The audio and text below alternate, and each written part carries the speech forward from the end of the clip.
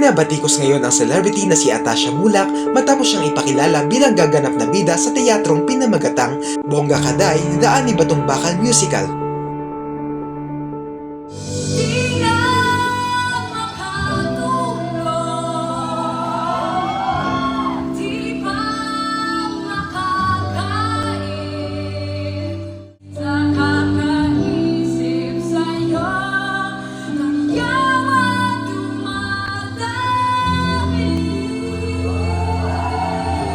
Kamakailan lang nang i-anunsyo ang mga gaganap sa musical play na ito at nagbigay din sila ng sample ng performance nila.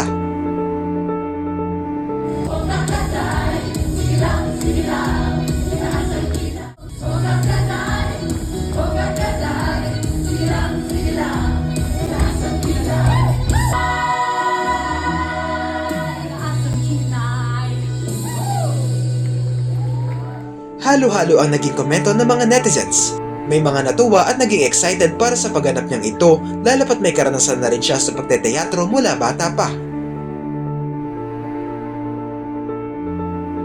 Pero sa kabila nito ay marami rin ang hindi napigilang punahin kung bakit sa dinami-dami ng pwedeng maging bida ay siya pa ang kinuha.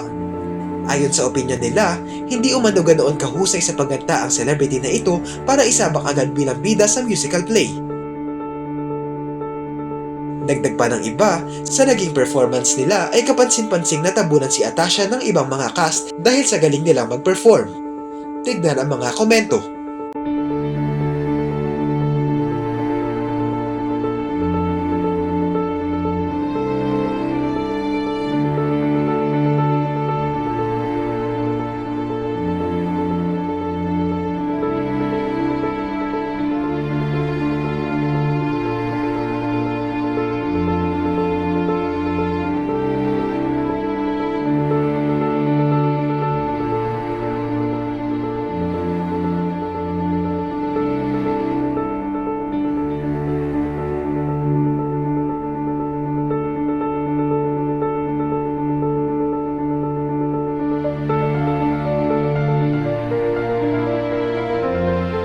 Dahil sa pag-perform ni Atasha, hindi tuloy napigilan magtanong ng isang netizen kung sino ba ang mga nakalaban niya sa audition para makuha ang role na ito. May isang sumagot at sinabing isa siya sa mga nag-audition para sa bidang role at hindi niya nakita doon si Atasha sa 2 araw ng casting process.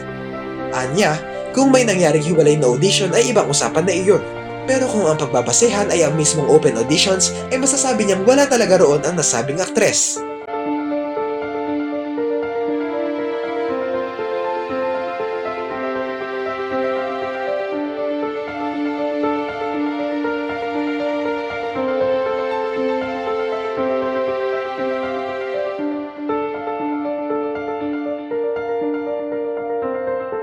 Ano ang masasabi niyo rito?